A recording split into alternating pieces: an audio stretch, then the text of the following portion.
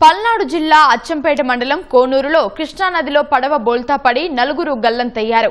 వీరిలో ముగ్గురు మృతి చెందారు. మరొకరి కోసం గాలిస్తున్నారు. గ్రామానికి చెందిన కుంకలకుంట గంగయ్య అనే వ్యక్తి ఇంట్లో శుభకార్యానికి కొందరు బంధువులు వచ్చారు. శుభకార్యం తర్వాత సరదాగా పడవలో నదిలోకి వెళ్లారు. తిరుగు ప్రయాణంలో పడవ బోల్తా పడడంతో 10 మంది నదిలో పడిపోయారు. వెంటనే నీట మునిగిన వారిలో 6గురిని గ్రామస్తులు కాపాడారు. మరో 4 వ్యక్తులు గల్లంతయ్యారు. గ్రామస్తులు పోలీసులు గాలించగా 3 మృతదేహాలు లభించాయి. చనిపోయిన 3 చిన్నారులే కావడంతో తీవ్ర విషాదం నెలకొంది.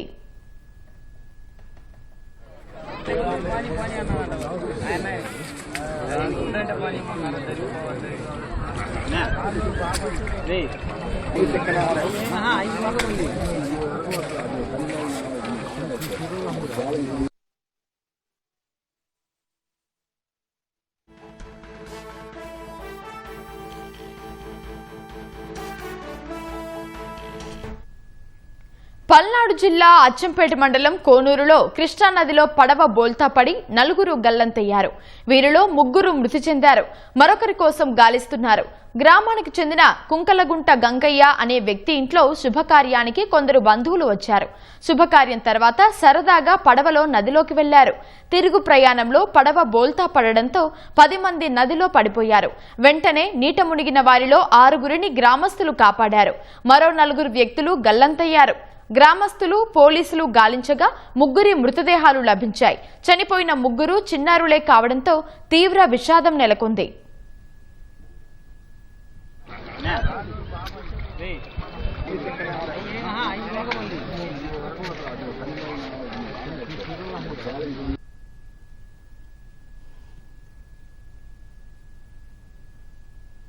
ఒక అబ్బాయి ఏమో చిలకలూరిపేట, ఒక అబ్బాయి ఆడదే మరిచెట్టుపాలెం.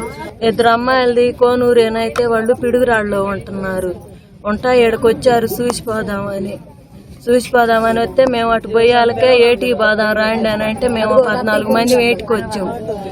ఏటికి వస్తే వాళ్ళు 10 మంది ఎక్కి అది అరిగిపోయారు. మేము తర్వాత మిమ్మల్ని దేశపాత్ర ఉండమంటే మేమేమో 4 మీ దగ్గర ఉండవు. ఒక 10 మంది ఏమో అది